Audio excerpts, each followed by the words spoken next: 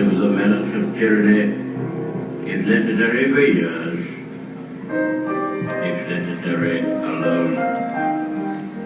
At any rate, that is what we are going to try to do. That is the result of adventures in government. Every man. That is the will of Parliament and the nation. The British Empire and the French Republic, linked together in their cause and in their need, will defend to the death their native soil, aiding each other like good comrades to the utmost of their strength. We shall go on to the end. We shall fight in France.